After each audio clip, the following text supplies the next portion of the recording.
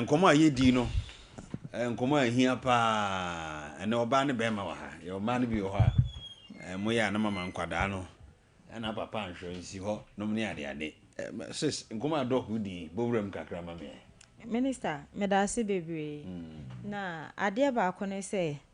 ye ema na nkasa na eja na wanhwe ya ye nimu onim sa o papa anhwe wa onim sa o papa anhwe o hwe nso a onim sa o papa anhwe because sa woni wo maame ene o papa te na so ohu se asetena na ekọ no obehu se wei me maame ye wei me papa ye wei wanye nti se eja na anhwe wa wo ema na onim de bia me ka asem bi se ewo se ya na ye de bone eche because sabe ye hu bi pen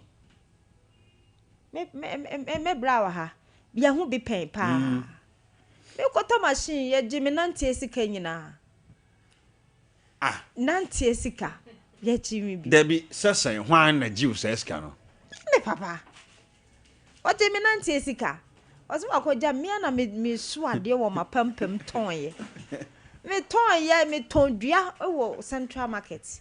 ena me ton ye na me me boaboa no se me kosua adwuma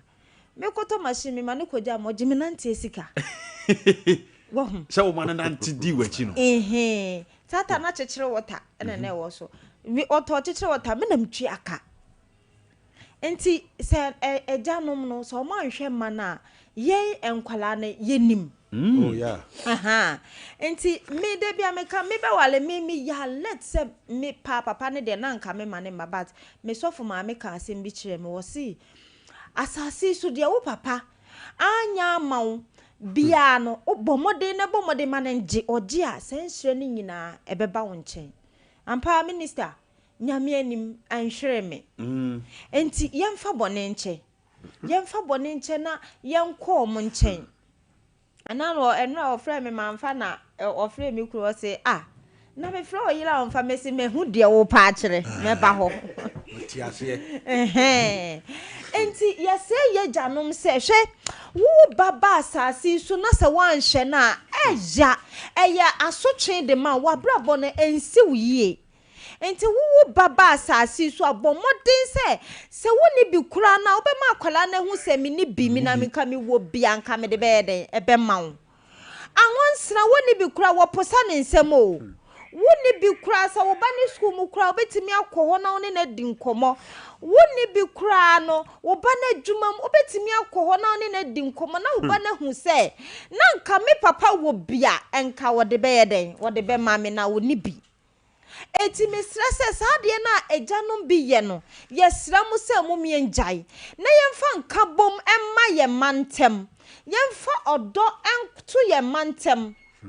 na enuma bi wo ha ya na eya da me say mi madam fu bi ba me nche o se ne papa hu na ohu ase wo hu kakai bi o enti wono nso won ka ne papa ma ne ho ba ne maame de ne sato no so ada wo be kokrom no ada no na adwuma koso se ne maame ne papa de ne sato no so a ne maame de ne sato no so a ada ba bi obegina bia na adwuma no ne sika ba brobrobro adentia papa wan hwe wo ba enti nhira ne nyina be di maame ne ho eti maame ne de ne sato no so ebe ye nhira yesra mo ye pa mo chew wo eja efie ni ti ene eja de bia ya na me bom pa ye se be ma de ne sa hye ne botom na esisika so a efie ye de be ma de ne sa hye ne botom na esi nuoma pafo a efie etumpon enti yesra mo ye pa mo cho mo den se mo be ma abrabo no ene nkabom no abomodin abafie ma efie aye den aye de awalija ye o Mrs. Satam she me papa on Satam na woni me maame te no na me maame omuni sika nso na nkabom ye den e wo ho nti nanka oye adwaji we ne koto ne saa me ndi but awalija ba ye no ye ho kire ye enti me sa ye ho kire ye konkora se ekoji sika ye nya bi enso me ka so ebi so na de na no ne ti no odide o enti yesra mu se awalija beble ne nso ya na emmoa awalija ne hwete nkwala mu awalija ne ma ye nkwala ne ehu se ye papa tan ye enti de maame ne beka ache ye bia ne ye nim se eyampa Eba de ba kun so emu ni se wo awalija ye no be fa so a ebeba no. Awurade ma wonye free da. So we your bazo. So we your Debi enti mi ye pa mo cho yesra mo. Yesra mo se ye momodin se enka bom beba na be ma ye fie ni ti. Debi a me bompa ye ma mi kru se oni ni fie ni ti so otoba ha efie na toba ha. Enti efie na nya den eti no. Enti yesra mo se ye pa mo cho se mo nyina mo de nka bom beba na efie mo hwe ye ma no so mo ni ma na di nkomo be ma bi wo hon mo kro oba kro oni ba bi a ne ba bi a ogina kro onim na exam se wa ye exam se wie kro obegye ade no kwa no wa hwe on check onye hwete se enu ani se wote won oni ne be ni nkomo akra no enim se ne maame odono sa eba sa na eba nti yesra mo se ye pam cho se me yemfa enka bom emfa mbla busua nim na be ma no enye fie ni ti na yenso yenye efie ni ti. Okay, right. And so na be san call Aiko Eba Center na nkomo na mudi no ahwefo na atiefo ye interested pa. Papa hu nkomo ya dog di yi. Dog o kakra bi abesan e di abawuram. Na me announce phone lines no. 0551931931 0548931931 0551931931 0548931931 wono papa entam nye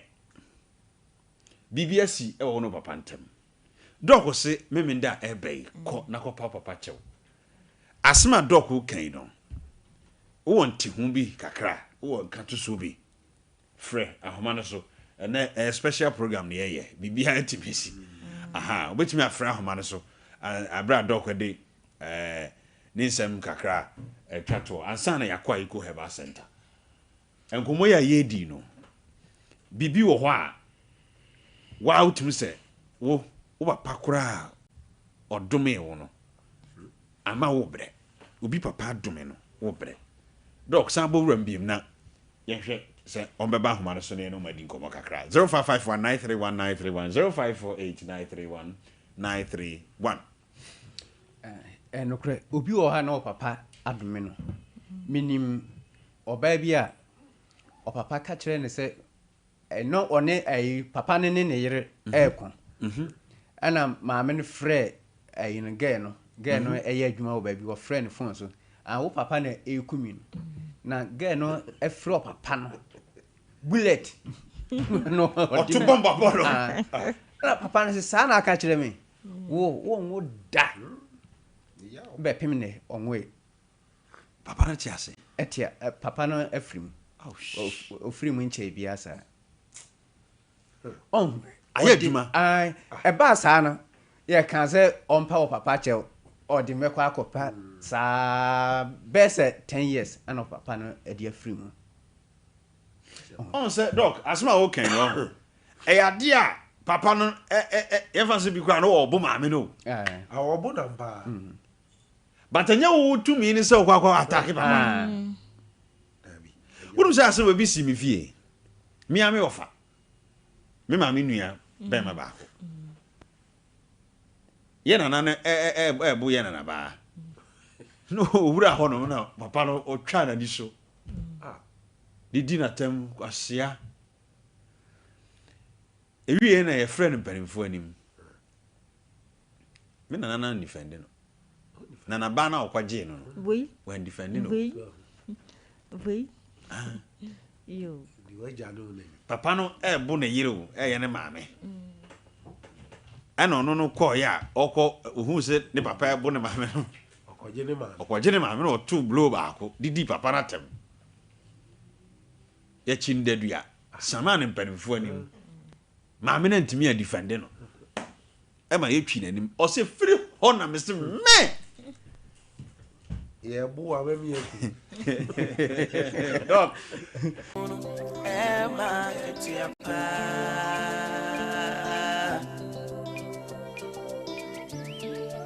ye no mai mun san makudi mun san gina ne kasebo biti sam ni ya su sem gina Sompa de ba mam Sompa FM Emakatiapa, Sompa TV, Emanitie, Sompa TV, Emanitie. Oh, wisdom ni mitie Sompa FM, he Sompa TV.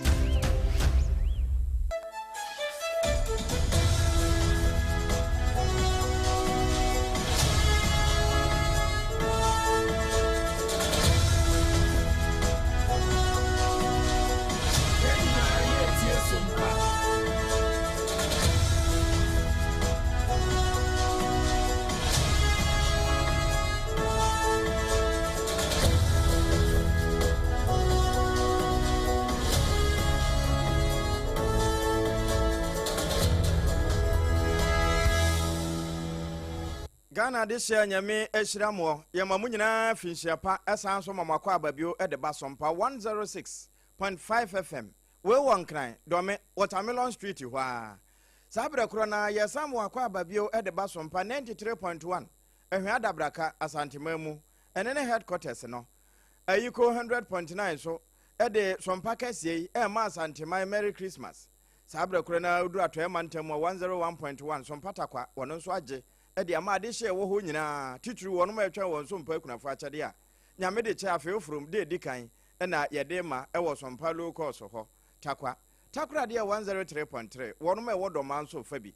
Sompa 101.3 FM manim asase paso eno wo bono afam na bono ahenkuro ne 98.9 laji be kwa na abro samu na poku piesie fa asamche ene manager ebi waimo make us say enya adaje ni posokra e wo bono mamu ho edidem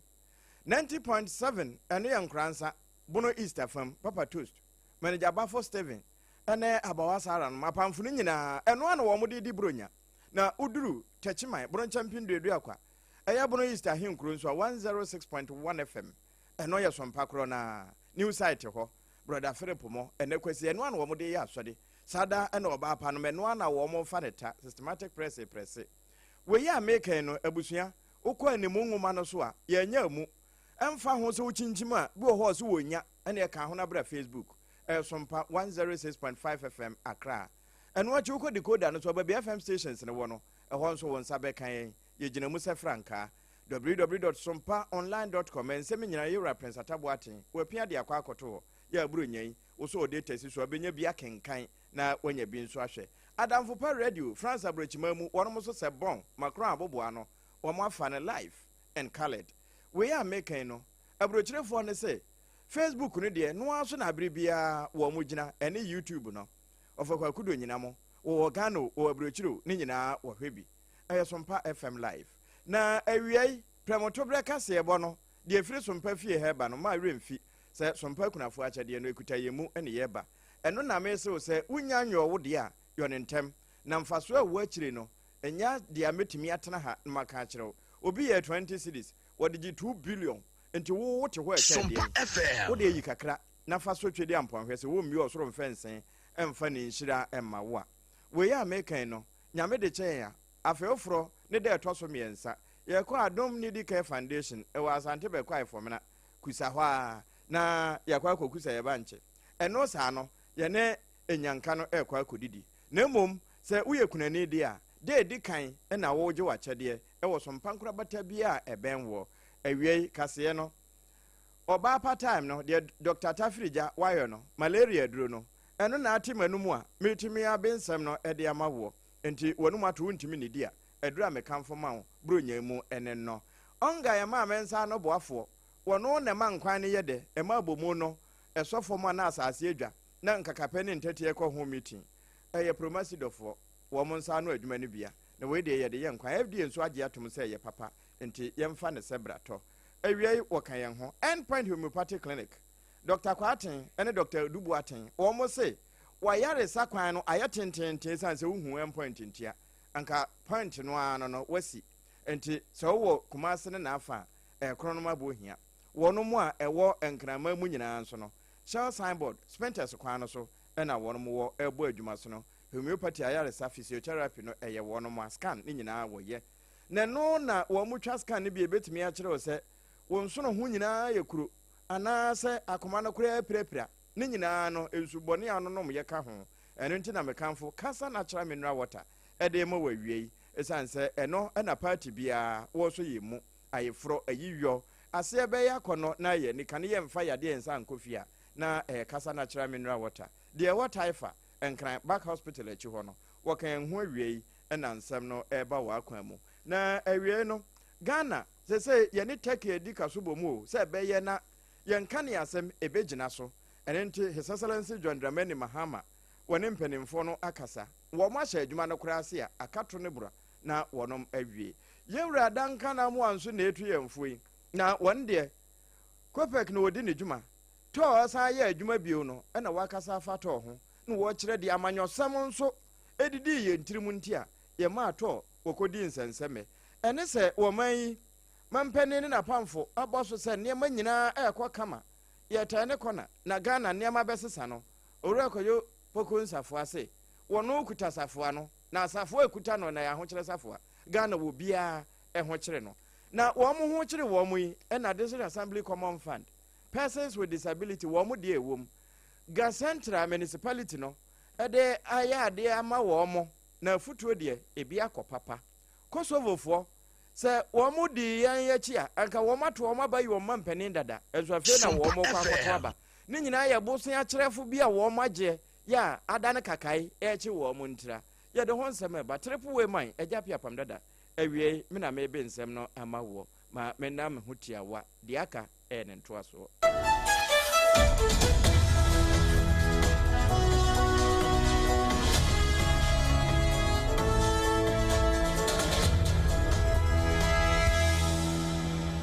afei nsɛm no enie Ghana aban ene Turkey aban no aka wɔn motam abankyerɛ no na ne nyinaa yɛ sɛ bɛyɛ na yɛnyina ma ahoɔden ebetumi agyina soɔ ne sɛ ho nti saa power budget ahodoɔ ne power plants na kane ne yɛwɔ bie ɛwɔ man mu no Turkey for ne yɔyi na no nso ɛmampani His Excellency John Dramani Mahama ne fa edi kan no ɛna wɔde saa nhyehyɛ ne baayɛ a ewie yɛ abandada no koraa bɛpɛgya mu fa de kokosi asantema mu sɛ de bɛ ne ɛhɔ nso nkanea ebetumi agyina soɔ na ansa na ɛno ba no mu na nadu nso no ba kɛse paa yɛde yɛ nkyea koraa na yɛma adu nso no wɔn agye so yɛ amahama no sesei mampani ba ne mma yɛ ɛtɔ so mmienu yi saa dum so no yɛn hu bi adwuma no nyinaa egu so a ɛkɔ so na ɛno ɛna wɔn kyɛ sɛ ɛnkyerɛwa no wɔn san miamia mu o sɛ de bɛyɛ na ebegyina ne nan so paa na ne nyinaa mu no wɔn ne Turkey ɛna yɛ saa nhyehyɛ no na wei nso no Axa Energy ɛna wɔn ne wɔn ayɛ saa adwuma yi nti wei wɔn a ɛwɔ anwoma so yɛ bɛnkuma ase wɔn ebenya saa power plant yi ɛso mfa so esan sɛ 141 megawatts plant no ɛbɛka national grid no ho no hɔ na wɔn ɛpɛgya akɔ akɔsie na saa dwumadie ɛhyɛ aseɛ Kanafe 2024 num March bɔso menu mu ɛna ɛhyɛ aseɛ na wɔn ɛne Turkey aban no akɔnte ase apam mu a mfinhyia du no wɔn mo ɛwɛ ho adwuma nyinaa ɛna afei Electricity Company of Ghana ECG deɛ kane na du nso ntie bi frɛ wɔn efo egi no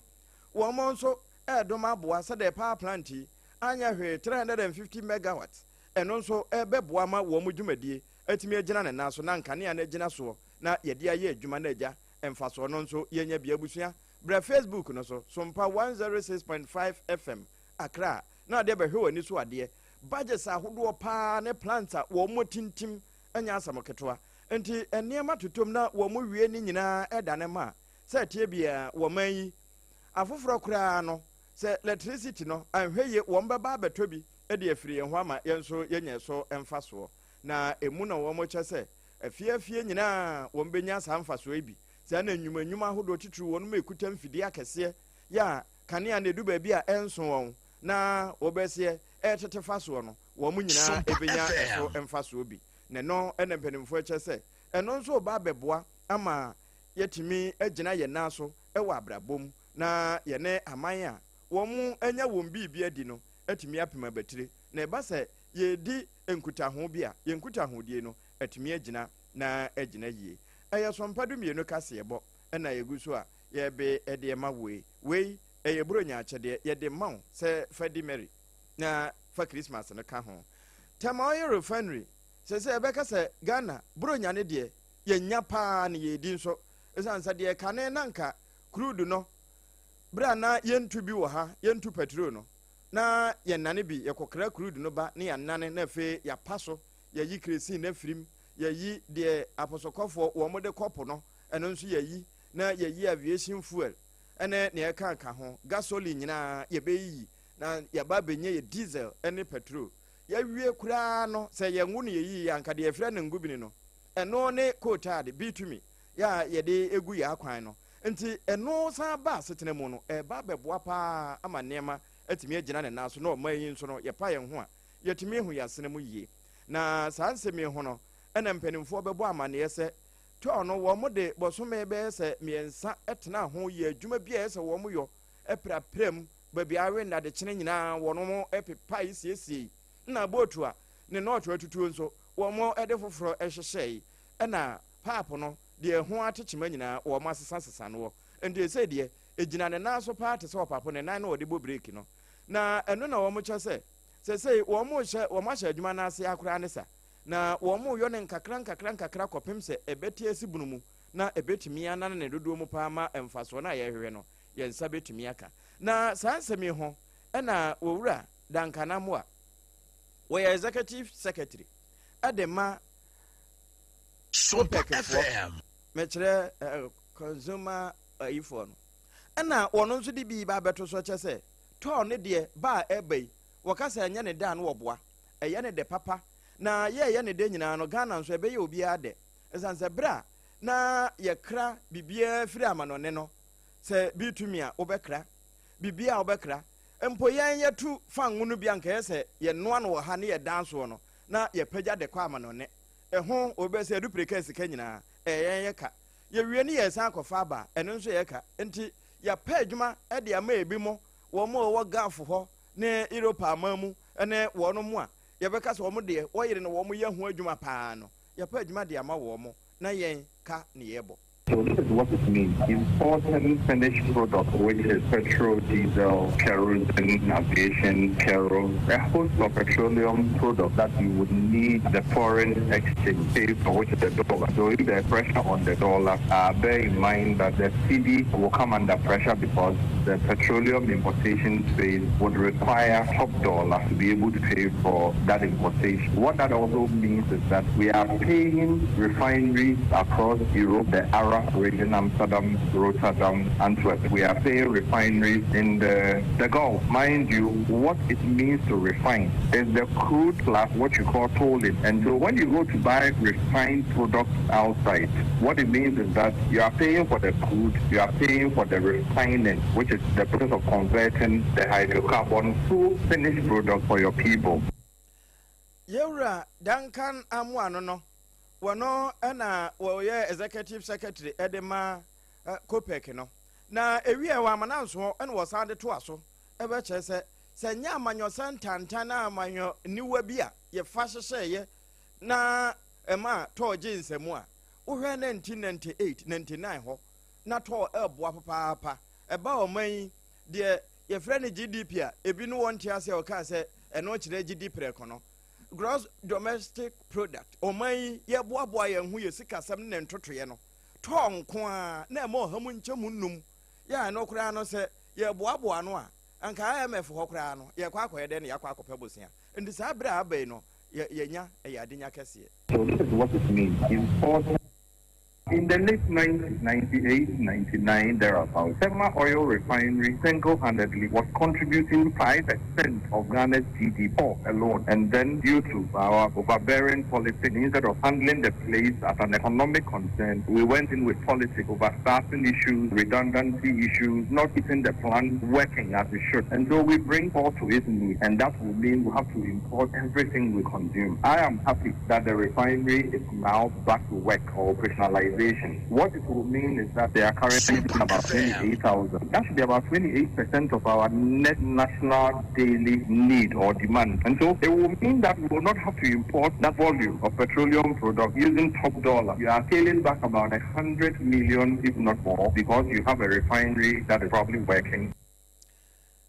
Yewra Duncan Amo Executive Secretary Edema Kopeke ene kasa yeyi ne nyinaa yɛ tɔ yɛ ɛsan so aba asetena bio abɛyɛ adwuma ɛde aboa ma wɔ man yi yɛsika yɛboaboa no no ɛbɛgyina ne nan so na yɛgya abosia bɔ a yɛbɔ ɛde ɛdidie yɛda so gyina saa wɔ man yi ne ntotoeɛ ne sikasɛm sɛdeɛ ɛsi kɔ ho na pani bra 2023 hɔ no a sonoma no ba bɛpɛ sɛ yɛmmɛto aba na wɔn enyi wɔn mpanimfo a wɔbɛkura frankaa no wɔn sɛ wɔtwe ne ti bi paa santema mu ɛna wɔbutuo owura akwadwo poko nsafoa na wɔn deɛ sɛ kii ne kura no kii no nso wɔde anante sɛ du baabi na ɔka na wɔn sɛ na wɔn ɛkra nneɛma ba no ɛna wɔn ma ade no mu yɛ den paa na wɔsɛ mampani ne napamfo sɛ sɛ deɛ nneɛma asesa economy no sɛdeɛ nanka ɛkɔ mani sɛ deɛ kɔbɔkɔɔ nneɛma mu yɛ sikasɛm ne ntotoeɛ adetɔn ɛkɔ yɛ nti buro nyɛ kura no yɛdi paa di ne hɔ deɛ wohwɛ nneɛma boɔ sɛdeɛ nanka ɛhuru kɔ a sɛ deɛ ɛyɛ na wɔsɛ sɛ inflation yɛsɛ inflation a wɔsɛ deɛ aba fam nti sɛ wɔ 24 na wɔbɛsɛ ate ɛde aba fo a ɛkɔ anaa ɛnkɔ yɛso ɛkɔ na ɔsɛ mo sɛ ɛkɔ deɛ a ɛneɛ baabi a wɔmde inflation na akɔ akɔtɔ no inflation na nkasa yɛni nti ɛmfa ho ne kuma a ayɔ anaa ne kɛse ayɔ no still adeɛ bɔ ɛdene ɛna wokɔdwa mu nso a wohu sɛ ade no ɛntimi ntɔ wokɔdwa mu a obiara hu sɛ ayɛ slow anka wobɛhu yie na anka deɛ ɛnwa no pɛ sɛ ɔmo ka no anka bronya wei deɛ anka ɔsa nka obiara tumi di paa because ɔm sɛ ahokyerɛ ne kɔfɔm nso no ɔdɔ mic no ɔkamera si abɔnten a wobɛhu sɛ ghanafoɔ ka sɛ borɔfo no ɔmo ka no ɔmo deɛ ɔmo nte aseɛ adeɛ a ɔsɛ obiara te aseɛ ne sɛ kwame wote kaa bu na wotu kwan na wokɔ speed na wokɔ 24 kilometers per hour wokɔ 3 kilometers per hour sɛ kaa ne kɔ nti inflation no aseɛ no no sɛ inflation yɛ 24 sɛ inflation yɛ 3 sɛ inflation yɛ 6 there is a certain level of inflation ebi at the rate at which a ɛkɔ soro no ɛna aba fam bɛno nkyerɛ sɛ ahokyerɛ no a moka kyerɛ ghanafoɔ sɛ ɛwɔ hɔ no moba a mobɛyɛ ho biribi no montumi nyɛ ho hwee hwɛ biribia ni hɔ a afra sɛ na ɛkɔ so a anaa ne boɔ a ɛnɛ ɛnte saa Sompa FM owura akwadwo poko nsafoa wɔno ɛna ɛkasa yɛ sɛ wode abusa ghanafoɔ no sɛ ɛyɛ dwom wɔn mo afiefiem sɛ nneɛma boɔ no sɛ de ne wɔn mo si hu no kane no asesa anaa na wote kaa mu na wobɛsɛ ɛkɔ 24 na ɛgya ɛkɔfo a sɛ sela akɔ awokorɔ ɛno ɛna na wɔbusa ɛho asɛm no ɛyɛ Sompa dumienu kaseɛ bɔ awiadeɛ no ɛno ara na abusua yɛde sommo ɛwɔ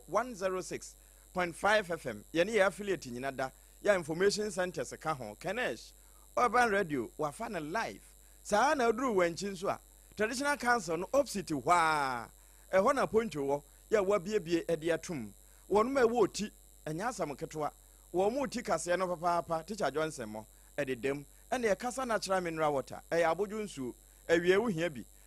ɛno ane sɛ wokɔ back hospital akyi hɔ na dodoɔ biara wɔn mu dispenser no ɛna ahia wɔnya bi asi office anaa hall hɔ na wode okuruwa wubu wo hia hyehye a wabu wo hia nwununwunu de akyele nso a na ɛno nso wabu wonya wɔ baabi a o gye sɛ kasafoɔ nsɛm wɔn ntoa nketewa dɛntɛmu ɛne akɛseɛ wɔ hɔ ɛna wɔn san wɔ sahye mu deɛ ɛne ntihyɛ no nso saa nkɔmɔ a 0206469430 yɛ na wɔpusu hɔ na agya wo ne wɔn akasa awie wɔn ka yɛn ho ɛna nsa no ɛba wɔ akwan mu afei ma memfa nwura gold board wɔn nkɔmɔ mu bi wɛ ɛnura ɛwɔ yɛ kasa ɛbɔ so wote sɛ owura samigya mfi a wɔda gold board na no wɔba bɛyi ne ho ano nsɛm a IMF foɔ aka ama ghanafoɔ bi asɔ nsɛm no mɔwerɛ ebi asɔ ne tirinwi ne wɔn de nam ɛka ne sɛdeɛ wɔn ka no ɛno no wɔkyɛ sɛ nimɔ wɔ hɔ yi ntimu a ɛtete wɔn ntoma nti ɛnura wɔbɛyi ne ho ano ɛkyerɛ sɛdeɛ wɔn si ka no ɛnyɛ saa na ɛteɛ na no ɛna saa nsɛm yi aho no Professor Bopin wɔn nso aka bi wɔn no ɛba sikasɛm ne ntotoe mu a wabɛn paa nti wɔyɛ economist ɛna wɔn deɛ sɛ na futuo no wɔmfa baabi a wɔde fa Bank of Ghana fo aboboa no sɛdeɛ wɔn ka na gold board ama Bank of Ghana abɔka ɛna wɔn ne yɛ ho ade a Ghanafoɔ ebi ka ne sɛdeɛ ɔteɛ na IMF foɔ nso bɛka yɛ ne yɛtutu asɛm no srɛ ne abasa no wɔn deɛ futuo bɛma wɔn ɛsan sɛ abandada na pɛn so ohunu sɛ wɔn de biribi baayɛ a ne yɛfrɛ no gold for yere sɛ gold for yere ukura no ɛho akontabuo biara nhyɛ da amma nti sɛ gold board nso aba no wɔn aba abɛtoa so no wɔn deɛ ne deɛ wɔn ate gold board ɛde yɛ a anhwɛ yie yɛde bɛbobɔ adum ne adan nti sɛ ɛbɛyɛ na obesie ehunu wonhunu ne mpire no so no was a Bank of Ghana etu ne hofo pa na wototo ne niema yie se de beye na sikasam enne ntotoye liquid no ne de enkonkwawe. Towards the end of 2023, thereabout, they had raised issues about the gold for oil program, and thankfully that had been discontinued this year. However, if you look at the whole domestic gold purchase arrangement, the backstopping arrangement in terms of the funding, the absorption of the fees of the aggregators, the agents, and all of that, which shows as losses on the books of Bank of Ghana. Certainly, the fund will raise an issue with that. Of course, somebody could say this is not huge losses and all of that, but the whole issue is our understanding is to situate this arrangement within the whole concept of both theoretical and operational independence of the central bank, so that the fiscal side does not impose burden on the monetary side as a way of compromising the operational independence of the central bank. Professor Bape no ono ene kasa yi Sompa 106.5 FM Accra. Enti afutu a wode ma wo mayisi kakrabia Batai Bank of Ghana na yakofa edema we. Abusua yeda so a ejina mamrenom Sompa 106.5 FM Accra. Malaria entena se emma enchewo nkonse do. Eba ne sa na akwa amotwintwa wo mpire no nyame nso bebusa wo. Ahwe ye heaven ho. Wo mmen kra na de malaria na akwa akosa na bofo a wonmo wo ho. Eno senti ena nyame na Dr. Tafrija so waye malaria duro tatahwe se yemfa eno entu enyare wase ye fra ne time herbal mixture ewie ye no wasa ye ba ko abeka ho a ene de eto se de wo to fasu e de afa ho abo ho ba afiri nyare wa ho no ene time herbal mixture no emma ne de ehunu de ewom enti wo mo fa ne sebrato eno nti na mekamfo ma mema ne se mo nso mo ne wo mo ensi agan na eba se wo mo no nom na immune system ni nya hoodin gina so a monso mo de agina so wo mo de si a motimi atwa eno ekutaye mu awie wo de fa homa 0244 417669 time ahoma no ba bia ye ton ade bia nso no abusua owura ho a ebi wo ho onga wo ye ma mensa no boafo promasidofo nsa no adwuma ne bia eno ebo ankwan yo saa na ebo abomu yo ema emu ye de na eye akono abusua ye sanso awuram na yakọ ensem foforo mu a mede wo kọ award chenchire nche bi eba so eneda Ghana Business and Heroes Award nye obia na nya bie na sa award yi ho no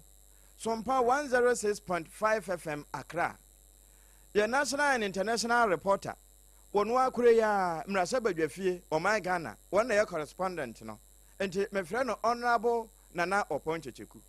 wakwa akwaja award no bi na wo mo bobo ase award no wono nko ana no wo mo twa no ene wo mo bobo ebinom je award no tirinwi na ebi age na fono na ebi je na mowerɛ na ebi je bra Facebook no so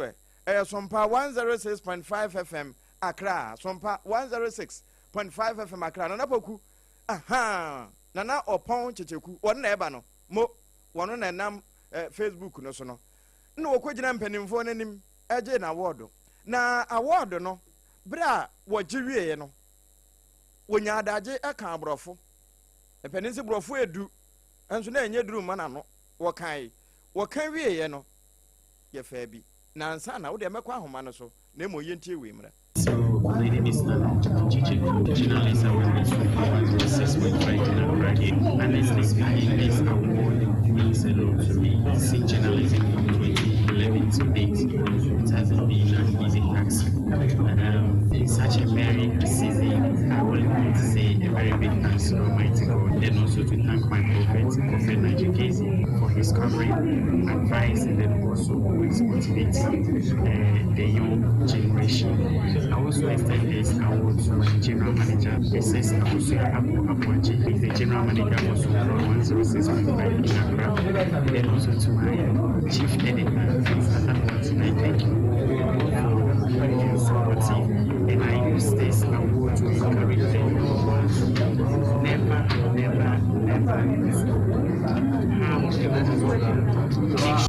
Nana Oponchecheku and artists and workers ano. Award na woje ye wo hwesika okopa tim soro kese no omo de gold na ayo soro no wo wie no wose award yi a waje no wo de ma dondon hema Prophet Wine, Counselor, Manager, Her Excellency, Mamma Kosia Guabuaje, a Kosia Shira. Sir, and I'm in Shira soon as I'm Kunumidina Abba, what the mano. And your uncle, your reference at Tabuatin, what the mano. And I've a need for Prophet Nigel Gacy. Say, Wabom Paye at Tanechi, a mana quantre, no money of one day. Now, Sadia Honsamutiano. Monsieur upon Fan Quaswademra, no Quabe Numera, and a payaso, and a bedi home como, bra was so muno, Sandy Sieno. Now, what ya ward no honor, one wa crea, why some flama, or Boba Bia. Na ga Central Assembly no, one monso common fund no. Chafa, a poor Edema persons living with disability. Now, one more than so, a day year near Mamma won't set a banner one cotanaqua hons radie. Ana won medin wie manensa na woman sa mebosun jetire enti ebimunyi nya enema hodo e de sika bebre won da ne da ana ye friend se sika dua eno na honorable Emmanuel Arote wono na ye aban krachi pani wonya adaje e kire die ntia wo moye se adwuma to support them with income generating items. We are pleading with our people. If they are person with disability, etc., we don't want to see anyone standing by the roadside begging for us. That is the reason why we go around and talk to you and ask you what you can actually do in terms of any business idea that you have. That's the reason why we are about items based on the needs assessment. Somebody asked for big business to sell ice cream, pure water. Some also ask for big business to sell fish or the post business. Others ask for other items like chapel to allow to rerun the cattle business. Others also ask for this to also rerun the kinky business and so on and so forth. We are asking, dealing with them, that they should make sure they put all these items into good use. Put the items into the income generating activity so that you can be self-sufficient. We are Futua, Honorable Emmanuel Adote Alote MC Edemaga Central Municipal Assembly no. Wadema wamo ebiribinti wamo didem bra wamo fa ewo common fund num wamo edanda so ede ye bibi ebebre won sika bra no nyina no na ewieye National Council de obesi wamo nam every persons with disability hono ewura Joshua Ado wono so ede bi kan ho. It was 3% before the current government, which they have increased it to 5%, which I think it is very good. It is very, very good. But the only thing I will plead with the current government is that we have the State Agency for Disability Matters and Systemic Inclusion, which is the National Council on Persons with Disability. In quote, we say that is the government arm for disability matters. So they should route all these monies through the council so that the necessary checks will be done, and then the GFD serve as a civil society organization. They could put pressure on government or put pressure on the council for the right thing to be done for. Orajo Suado, wano no waka woma edi dem no ho na mpanimfo no bia dwumade na ase no wo ho abusua ye wie kase no na sa wate Kosovo nka wo ye do beko Kosovo ne yakwa akwedi wasem wo mo to aba ene na abato no koso nti wo mo ni abre pa esanse Prime Minister Aben Kati ani abre se wo mo ebetumi ato aba no ama no na majority no wonom ebefa na nsa na we nyina eba mu no na nka wo mo no de ayire so a anka April mu February hoeba na aba na yese wo mo atokora awie nanso ba kono mienu bi nti antimi amaso se de na nka yese wo mo to no nti enam saaya so ema mampani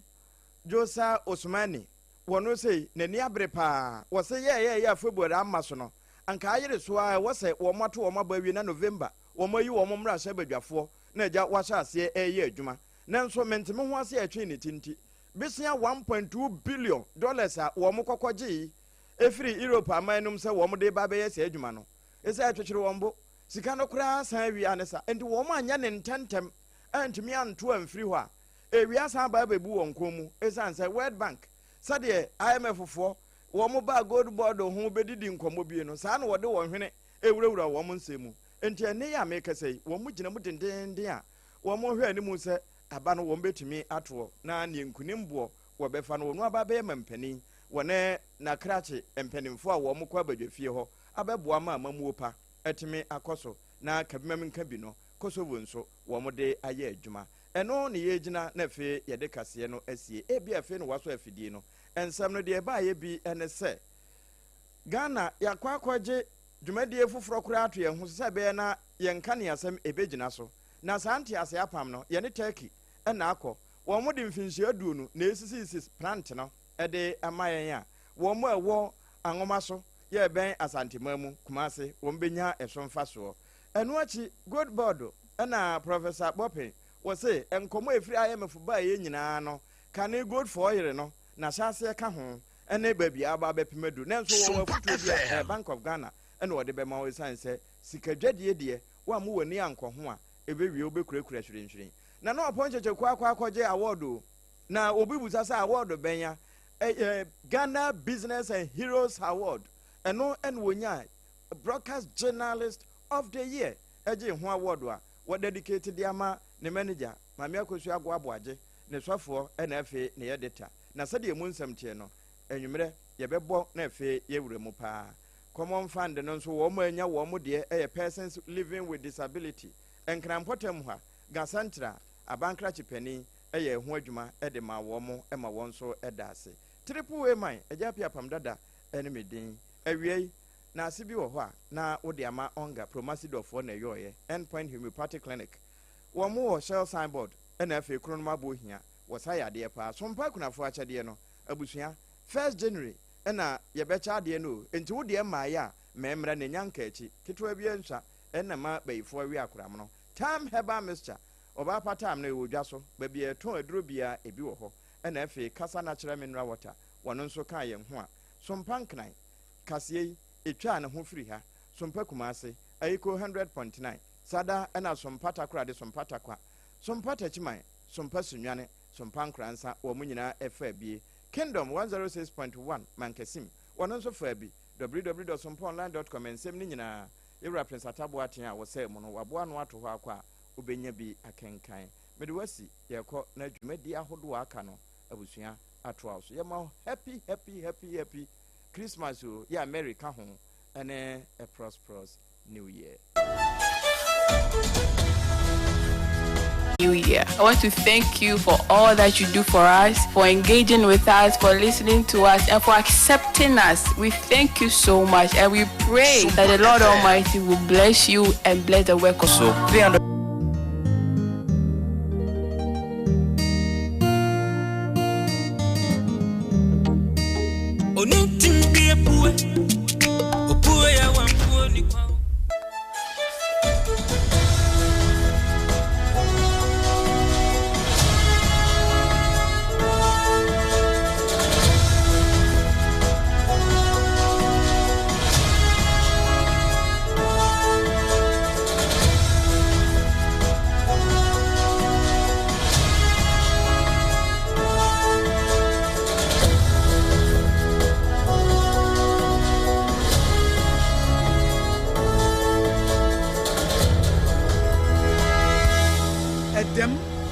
Abo nonsia.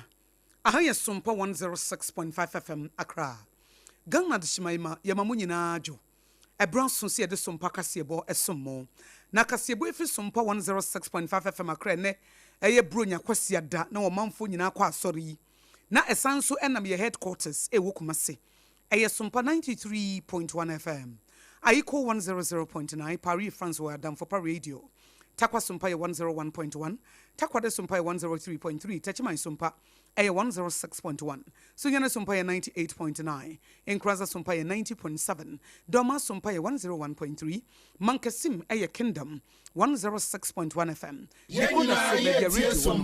Sompa FM. And your Facebook page, you know, Sompa 106.5 FM Accra, and a Sompa FM live on so YouTube Ubenyaye. www.sompaonline.com Kanesh Urban Radio womonso asumukama awomone ye eko nakrana na ye ka mo se Leicester Ghana Limited omodi ya toothpaste abedwaso nonsia kase bobre na aduru no a wode twitwe osia na kyese woni padua no ene wo se no wanya na bro eti bro nyan enkrofo sere omo we nkokɔ no se wo we nkokɔ no a na waka ise wa wie na garlic ne bia kwahyehyɛ wusim ene akakaduro ne wudodo mu no na wode Lester Ghana Limited ya toothpaste ene ne brush na wode achiche wusim onga eno ana yede ye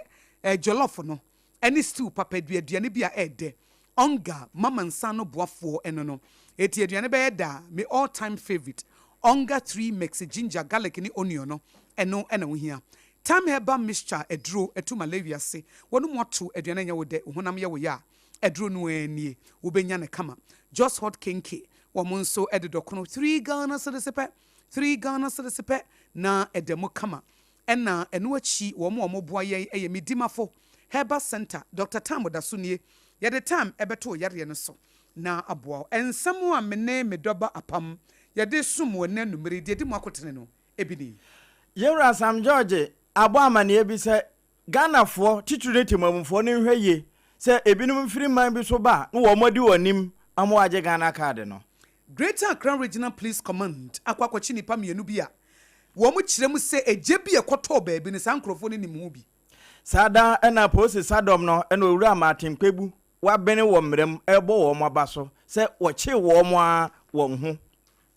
nanu achi no so Executive Secretary de Chamber of Petroleum Consumers Ora Duncan Amoa wono so waka nsem bi na efa sika sam ho yede betu manum animre sika no eno bi na yehia de aye big push no nso na eyi akwan se wo quartet pa ene go so a wo makwan ye ka so ko tade Ghana numtini a waje din veteran high life musician asebu amamfi kanewu na nsamfu ahi waka se wawu a wafiri mu eya rehosem na wenso eya nsantrofo ya na be report wo na no ponchecheku ya esise ya wotimi kwa abusuafie kokko gina ho no ene da award wo sesa so enya award kuma na ene wokoda nyame ase emu nsam yede ba adwuma pa waye nti na oye osompa ma akatua nti oponchecheku age ne de na yebekwa mo no ne yakwa ko hu de Thailand ne Cambodia fo ehyiamu bi ekoso wo China no ne apam efa ho Sompa FM wonu hia asundue se be ne wontam ebedwo eno na anwumre triple A man eja pe apam dada bronya achede mene me woman akosia ago abowaje wo betimi aframi akosia nhira anade nyame yehira no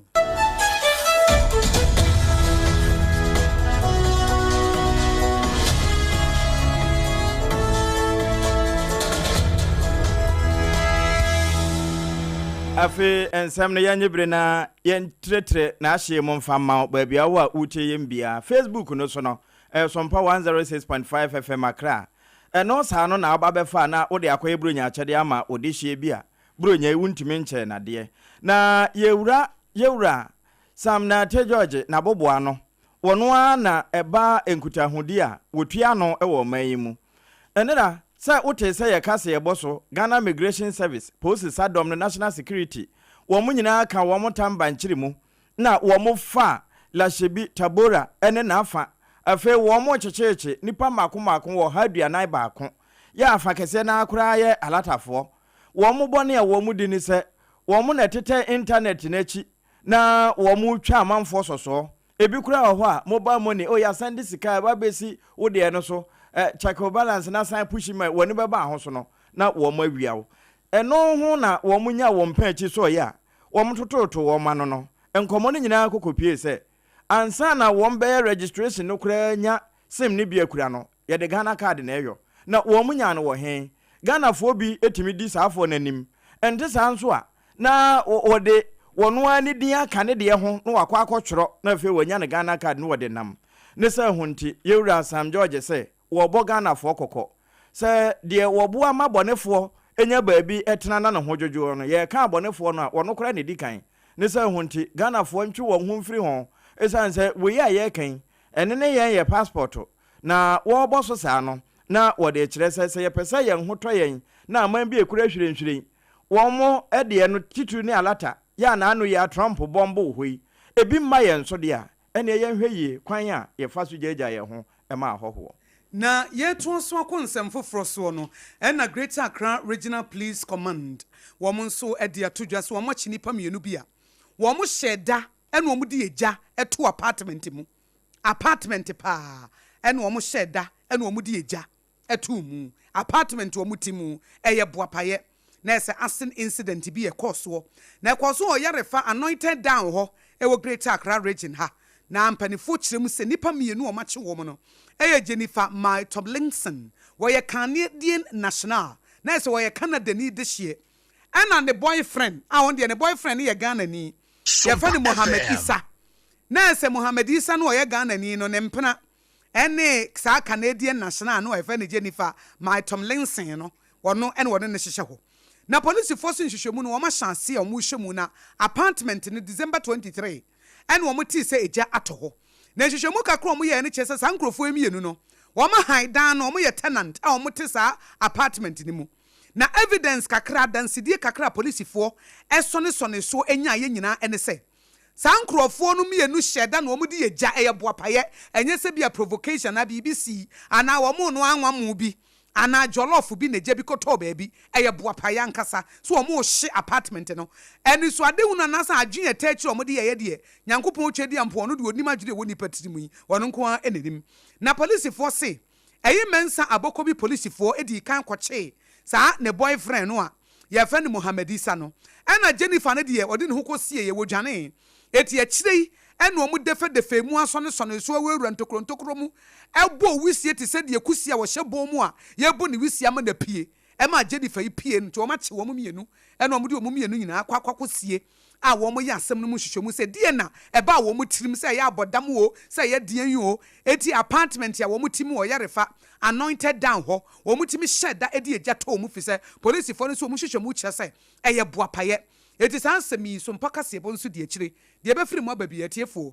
yɛnyima so mfiri mu ɛno ɛyɛ service with integrity wɔn abɔ adwuma papaapa ɛne abambɔfoɔ no nyinaa na ɛno ho na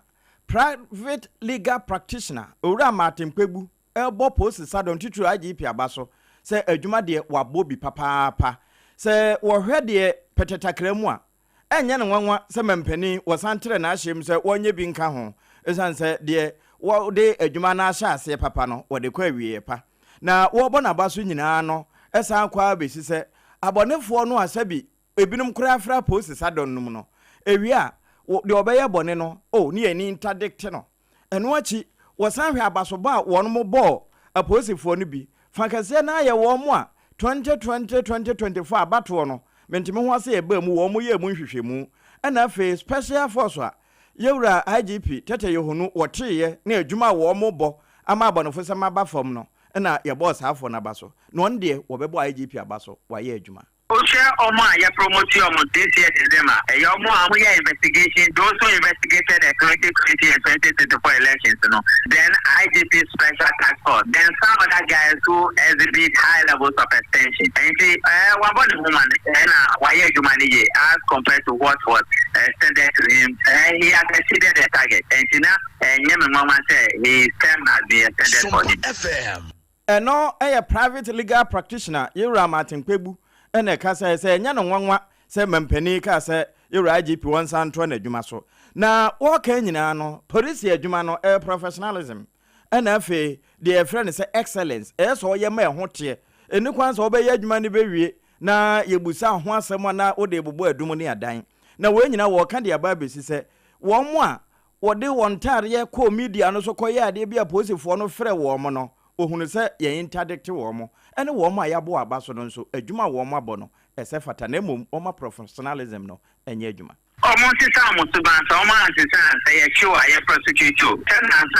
say a police for say they interdicted them almost a bit and almost how you saw uniform no unprofessionally and they interdict them. That's the best way to go. Is that you prosecute them or you interdict them after investigations have been done and it is proven that they have misconducted themselves. Because as a police officer,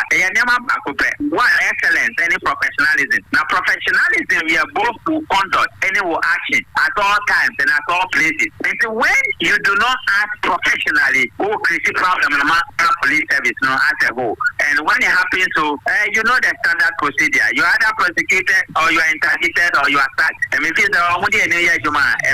in several ways. Ora Martin Kwebu ene kasa ye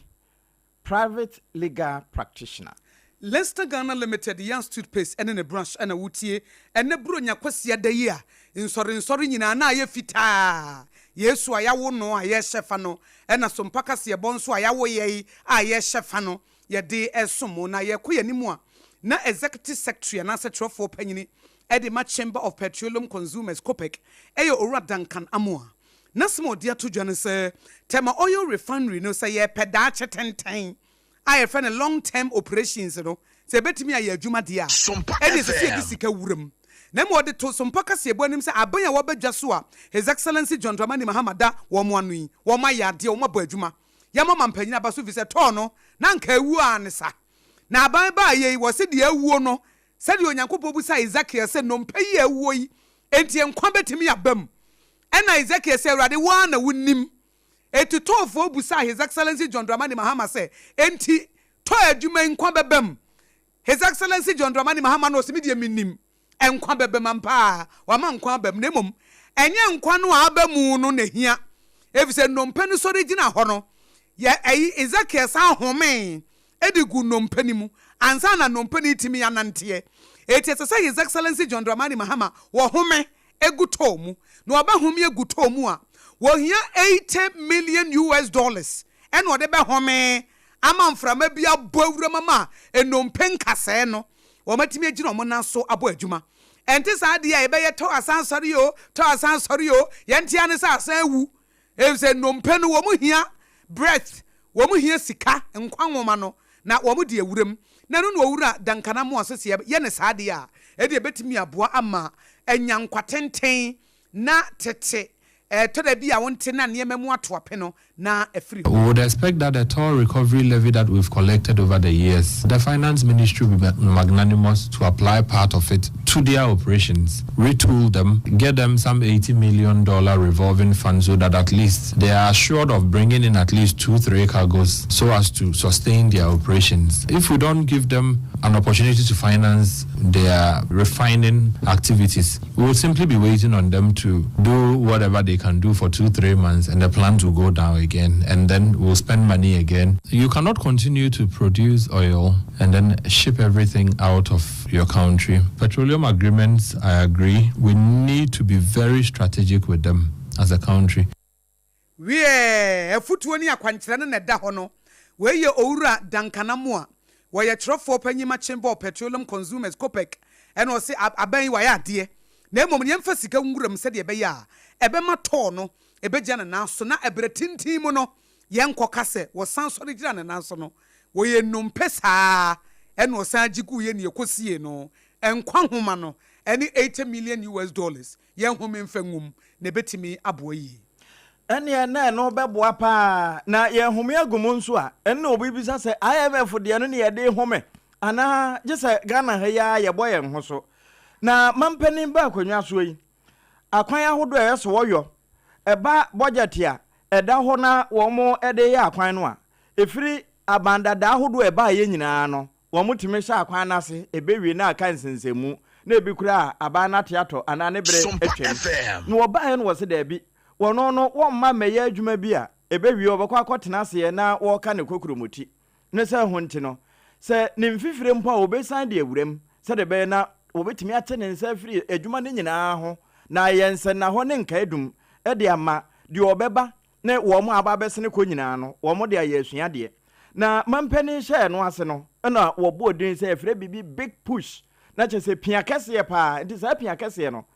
bo ama ya kwan ahodo de wo mo betimi awie de wo mo ntimi nwonwe nyina no wo mo aye ne kama nti na no so obeka ya wo bo so sa ye bedi bronyan contractor fo a na fa edi kan no mo ho ye ma wo mo contract na ewie abandada no ba ya wa ma wo mo peso ampo ana kobonkura no wo mo nye 1 billion na wo mo fa nkonkodi bronya eno eye wo mo ka abandada no antua na wo mo dede wo mo no bia na sabra ma no gusu se ukọ tepa goso ene na afa ho a da man nyasamoketwa akwan no wo mo kaso dikadika na we yenya adaje kura di drone ene kotwa ese de beye na yan distort wo mo adwuma no na emunu na wo mo cha se wo hwe tepa na RC63 tepa goso road no bɛboa madwade atumi akɔso paa ɛsan sɛ hɔ no kuya na wɔn yɛ ne kɛse nti saa bɔɔdeɛ no mmere ɛmporɔ wɔ hɔ ɛbɛtumi abadwa so ɛnam kwampa a wɔn bɛfa so nti wei a wɔɔkan no ɛduru kwan yie no a wo ne Kofi Job nom nante a wɔn mutumi ɛma wo ɛho akwankyerɛ paa engineerfoɔ no ɛna wɔn sɛ yɛfrɛ bibi earthwork wɔn yɛ ho adwuma wei nyinaa akyi no construction work no eguso kɔ so wɔn yɛ drainage construction na kyerɛ sɛ gɔta deda ho ɛno nso wɔn yɛ ne nyinaa kama wɔn awia yɛ base preparation sɛdeɛ ɛbɛyɛ na wɔn egu kwan no so wia kaa bi nkotwa ne ho ana nkɔbɔ breki ma kwan no nkɔworɔ na mmom ɛbɛtumi ata hɔ tim hɔ sɛdeɛ teɛ nti wei no tepa ɛba asantema mu gɔɔso ɛne ahafo hɔ baabi te sɛ konkro trɛ so ɛhɔ nyinaa wɔn ɛyɛ akwan no ɛde afa hɔ na no ɛna wɔn kyɛ sɛ ɛbɛboa ma akɔba die atumi ayɛ fo na ayɛ dɛ na ayɛ papa na mmom wɔn a yɛ a wɔn de ka yi mumununtum emu dududu nneɛma ɛyɛ sɛ wɔfa no wafa aboro soɔ no wɔn hwɛ yie ɛsan sɛ wɔka ho bi ɛna kwan no ɛmfa ho no ne papa a wɔn bɛyɛ no no wɔn bɔ breki pɛ na asɛm aba na ɛbaa ne sei no ɛna yɛwura wɔno ɛna ɛba kwan no ho nsɛm a wɔhwɛ so nso ɛkyɛ sɛ wei yɛ mampani ne big push no ɛna wɔde apushi a akwan no ɛkɔ ntɛntɛm saa na akɔ akyem kuhyia nso a ɛhɔ nso deɛ wɔn ka so na ɛnyɛ hɔ nko Ghana afa na baabia wɔn di sɛ wɔn nya kwan no wɔn yɛ ho adwuma ne sɛ wɔn titimamufoɔ nso yɛ ana moatim anim na moasɔre ho ɔmo atumi ayɛ ne ntɛm meka wo sɛ Leicester Ghana Limited wɔn de yan toothpaste ɛne ne brush abadwa soɔ ɛkaseɛ bɔ ɛna wutia medimafo Herbal Center Dr. Tam da so ɛgye ne taataa na no akyi Just Hot Kenken so gye na bababa na ongan so ɛma no akwaba ɛna Tam Herbal Mission so ɛma no amo ɛna RSYD Novici Studios nso ɔse ma ɔpiafo ɛno ɛne ɛde somo ɛna no mmerɛ bro nyakosia da yɛn nyinaa yɛka Yesu na woda na wɔkyi mu an yɛde akɔwura afefoforo a yɛsɛ nyame ho ahoɔden ɛne nkwa na 2025 deɛ wamene nneɛma asase amene adeɛ grave no wamene nneɛma na mene deɛ ɛyɛ Ghana nipa titiri ɛne wamene bi paa ɛfɔm agyeade afi mu ada de lumba ne wɔkɔ afi mu nipa nwɔtwe ɔmo ti plane mu ɛhye da ne nso afi mu enipa atɔ ankasa afi mu a ɛna dada kedi nso na ɔno nso so kɔ afi mu deɛ ensɛm bebree tiwa afi mu ɔno nso so wɔkɔ na wɔwurawura mu a 2025 deɛ wafa bia yɛde anim si wɔ obewu no akɔ na yɛayɛ ne bɔkɔ sɛ wɔwuo no nyɛ ɔno nko na ewuo the veteran high life musician Asebu Amamfi kan ewu ensɛmfo ahi wɔn na bɔ saa adwom no na nkrɔfoɔ so wɔbɔ dwom wafiri mu edi nkrɔfoɔ di nim no privately yɛ kwabena wɔ wusu na emu de edi nim no paa no ɛyɛ Asebu Amamfi na saa nsɛm yɛ ba abɔnten wɔno ankasa ne hu nipa ɔde hyɛ bakef wɔno ɛna ɛde tu dwa na wɔno ɔyɛ obi a wɔn so wɔto dwom na wɔkyerɛ mu sɛ papa yi a wafiri mu yi ɛyɛ awerɛhosɛm kɛseɛ paa na wɔno wɔyɛ guitarist ɛna wɔyɛ singer nso a na wɔbɔ ma Asebu Amamfi ɛna wɔde ɛbɛto dwa na moma yɛntie sɛdeɛ wɔsi ɛde to dwa adɔfoɔ ne ahwɛfoɔ ne atiefoɔ ɔde hyɛ kɛɛfɛ nie na mmerɛ mi bɛpostu wɔ pages yi so ɛne platform yi nyinaa so sɛ me papa Asebu Amamfi ne ho mfa no baabi ɔda ne nyɛ nti ka amanfoɔ ne adɔfoɔ mmerɛ mmɛboa na abusua ne adɔfoɔ ne yɛyɛ biara nso no ɛɛden ma yɛn na meda obi biara wɔtumi bɛboa yɛ bi ase bi kɔhwɛ ne ebi donate sika ahodoɔ yɛ obiara yɛ bia nyame nhyira ne so papa no deɛ nyame pɛ na wɔyɛ anyɛ yie nti mesrɛ na mesra de to obiara anim sɛ papa no nyame ato ne nsa afrɛ no yɛtwɛn fɔ so yɛ na deɛ nyame pɛ na wɔyɛ owuo kuradeɛ nkwa ntimi nyɛ ti papa Asebu Amamfi na mebɛgyina nanso akyerɛ adɔfoɔ ne amansa nyinaa sɛ papa no wafiri mu a wayɛ nyame dea obi bia ɔbɛboa yɛ biara baabi oyi sika firi nyame nhyɛ nanan deɛ yie ne ho hyehyɛeɛ ne deɛ aka nyinaa na abusua ne hyia a mede bɛba bɛto pages nyinaa ahodoɔ nyinaa so enti ɛberɛ so na abusua ne hyia a Asebu Amamfi wɔn de ho nsɛm nyinaa bɛto dwa na moma yɛnkan no ne dwom bi a wɔbobɔɔyɛ ebi te sɛ sika kankan na yɛ kora ne anim sɛ sika bi ɛbɔn Asebu Amamfi miem ɛna ma yɛhu sɛ sika bi ɛbɔn yɛde anim sɛ sika bi ayɛ ɛna kanewu nsɛmfo ahi ɛno nso so mekae sɛ veteran radio presenter Kwame Edinkra na ɔyɛ dwumadie bi saa berɛ no Tech FM ne yɛfrɛ ne kanewu saa dwom no na wɔde yɛ paa na sika kankan no nso de na nkrofo nim moma yenkotie ya chana no ama ebi asunyo biso onye ni sika papa bia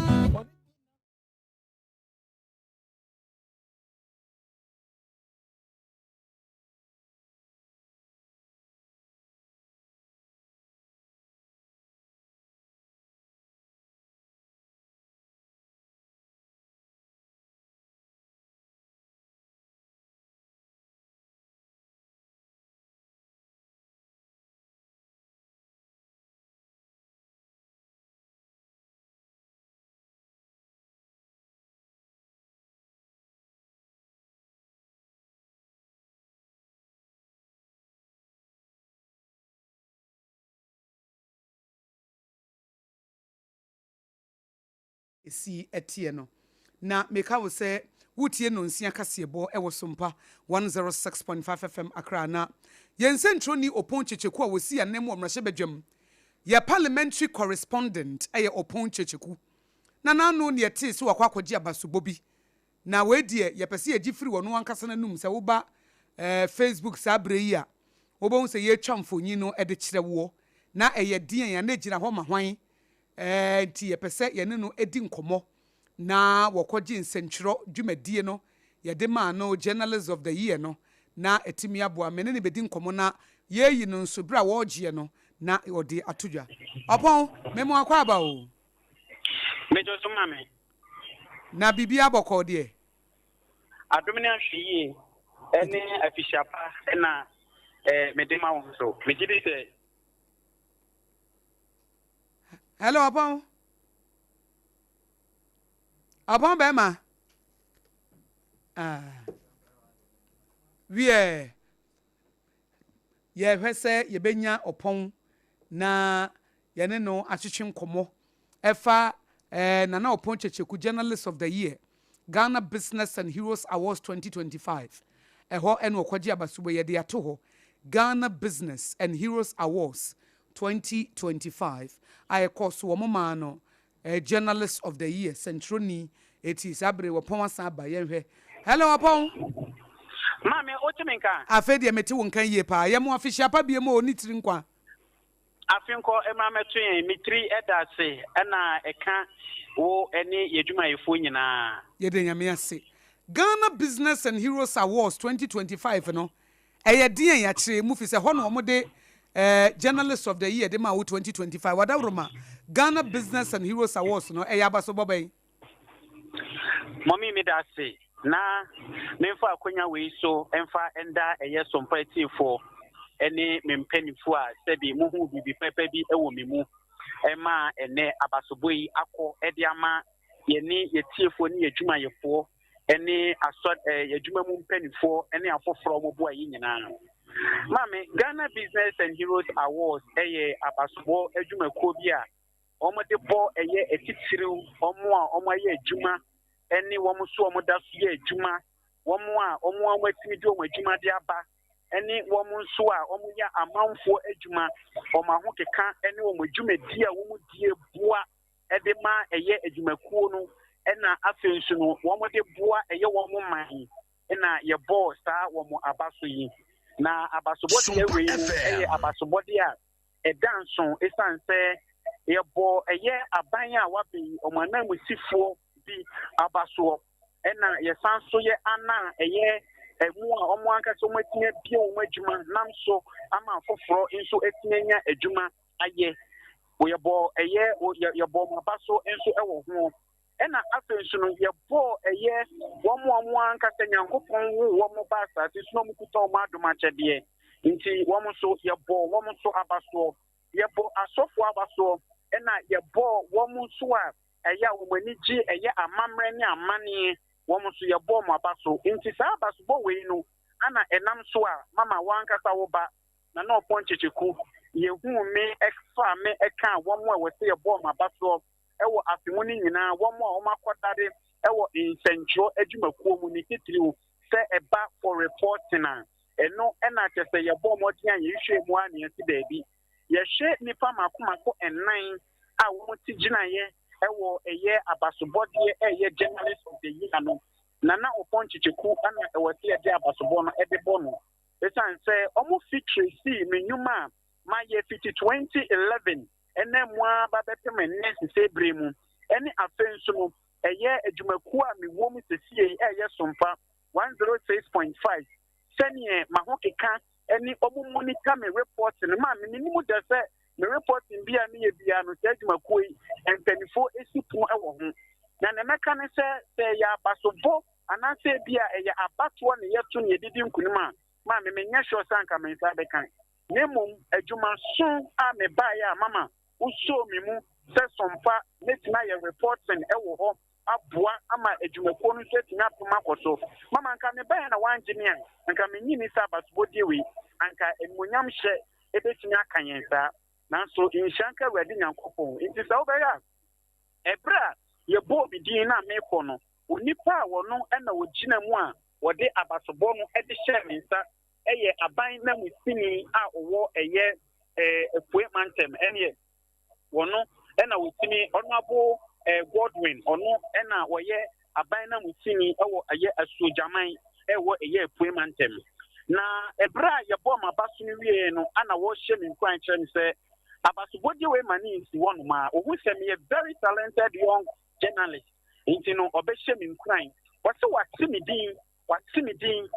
din ba no mfa na ni ban emfa hu mi da nti nura no kwasem no hu mi no ebeye mfranhye pa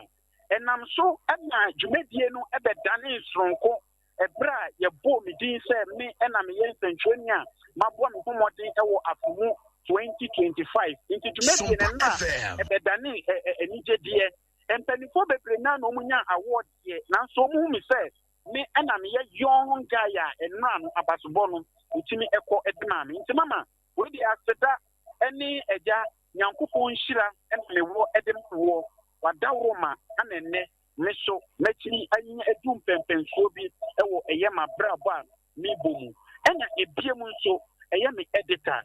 yewra atabo aten me da wono so ase papa se ebra basobo di kamba ye me bo na mane no ti da bi obema general manager ase nti obo wa mane amusumu dem pai bota mechi no na me gidi se mama mom pai bo ni wo futuo no ebetinya pem ama nkunumugi aba be ye me dia ena pa ne ampa nso enura nkunumugi ni etimi eba be ye yendia ebio mastory penifo nyina prophet na gezi na fenso no eye asori tuo ni nyina nso empa ye omode bo ame mama me kase nyankopon hia mo papa na nyema ye dia mame no se inkranhye message mama no pay aimachi ene empire wo body mame mentina semreko a me we be fi sa empire mama akosua ago aboaje message kan odin ho wo de mame sa empire no abeka me ho a afimpim ye no nya dronu nsia 2026 mu no eno ne me empire me de betoto manamo me ka se nyame nhyirawo Nyamesu enhira won so no wadwuma pa wo ye na sade Sompa market ya panti ye wogidie se weni ahyase kura akese bebre nso ede wanimti obo checheku wutiri nkwa na Sompa 106.5 FM ene Sompa media group ne nyina yesu yetiri nkwa ye da se nyamema bebre emfra chirimra e kire ye besa akasa afihia pa biem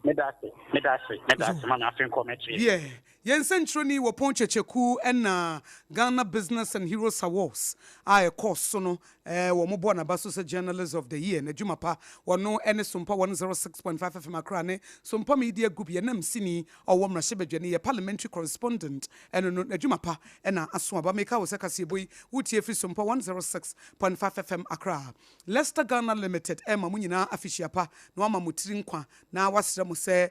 nyame nhira enya mo dia mo nkoso a na mo ne ne dwumanti enumre die wo ka wo se fayance whitening no heba ene no achi no nso ne total care ne fatwitwi wo se se be ya wo se ebekoye na wo dia kokoduro ebesere Medima for Heban Center Dr. Tamoda Sonson from Emma Wafishiapa na ye gusu eka Yesu Kristo awodai waseme mu asonte se yare bia bra emfa yare ni brunya emfa yare enko 2026 mu bra ne ento ase ma wo poko ase mayira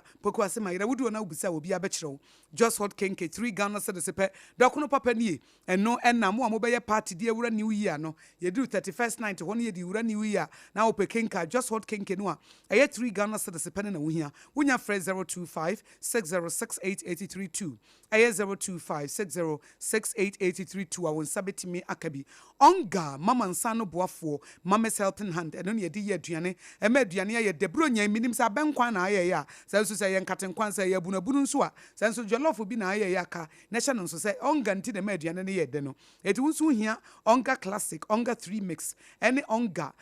niema ne nyina bi ewo wodem na ebetimi aboa ewo kitchen na mo aduane aye de time herbal mixture time wasi enya dia bronyei wode yare basa bia se wo sori a wo se me honam ye me ya ena me call party na de chie mentimi ansori da bi se wutimi kɔ na wo san kɔ biem time herbal mixture eduro no malaria fever wanu mu ato de na nya wode wo honam na ye wo ye etimi tu ase ntu frɛ Dr. Tafrija ewo 0244 417669 na wodem 0244 417669 de na enoa eno no meka wo se Sompa kase bo na wuguso wutie fi Sompa 106.5 FM Accra na nsɛm a yɛde kan bɔbɔ so bi ɛde ama wɔ ɛne sɛ Greater Accra Regional Police Command wɔn akɔkye nipa mienu bi a wɔn kyɛm sɛ ɔyɛrefa anointed town hɔ no wɔn na hyɛ dade egya ɛtɔ fie ne mu ɛna executive secretary de ma Chamber of Petroleum Consumers COPEC Owura Duncan Amoa wɔn nso aba amane sɛ tɔn no a yɛsi enyaneɛ no sɛ yɛamfa sika nwura mu a wɔn hwa ne sɛ wasan awu biem sika ne hia ne mom wɔbɔ ɔmampanyin His Excellency John Dramani Mahama Baso adwuma pa a wɔyɛ yɛn home so aba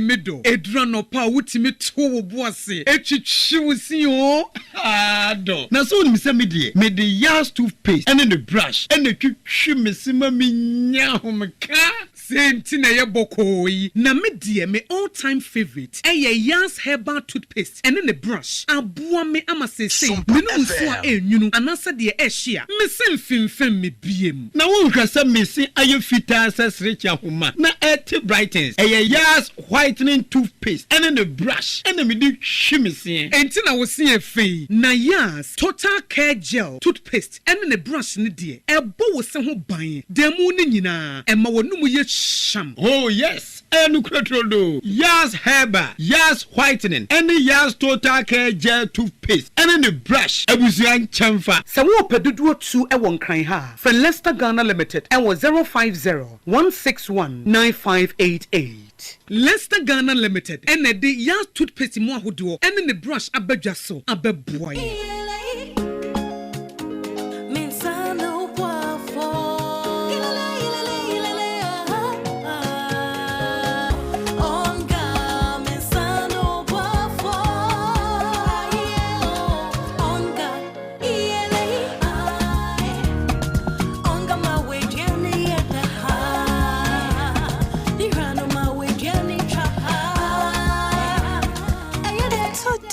obiari hia emwasron kubia ebemani niane opepa aye de chenja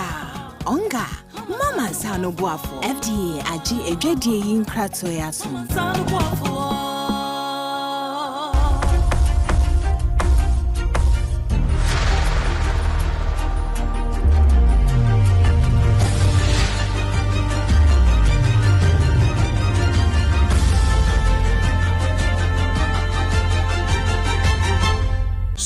TV Emma Akatuapa enokre Emma Akatuapa pa ampa abusua ye wie kase no ewa amanone na enomede okọ Thailand ene Cambodia wo mo mpapre so ho firi be se emfi abesene koni na wo mo akoa wa hye ho enam so ama wo mo bambofo kura no be se wo ha ne akiri sabre wo hwe wa wo hu na no ena wo mo cha se saafo no kura wo mo ka no wo mo acheche wo de wo mo agu prison ewo womo empetemu ho enti sabre ya womo akotena China se womo ma asundwe atimi aba no ene wombegya won ama womo akodi womo maamemo aduane enti womo de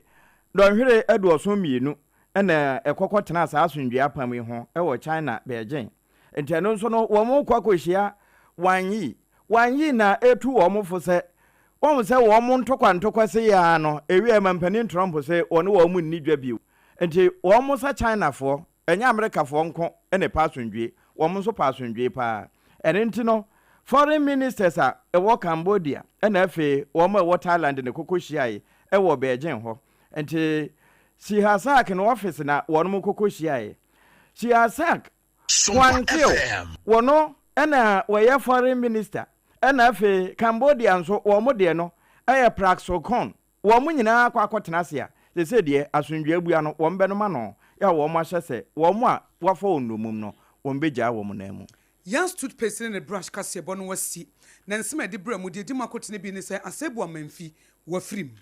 sada ena yewura IGP nso owura matempebu ebo na baso se wabo adwuma eka ho bi ena mampani wasantere na ahye mu no eno achi abusua se yekọ na oponchecheku ho Heroes and Award no se nya obi ana yede ma no akasefo na agye ya Sompa reporter wono nso enya bie afi Thailand ene Cambodia sese de China nti wo mo eno masundwe abua no yen ne de kasebo yi esomo numre eyeme akosia ago abowaje wobetimi afremi akosia nhyira ana de nyame yeshira no mene medoba triple way man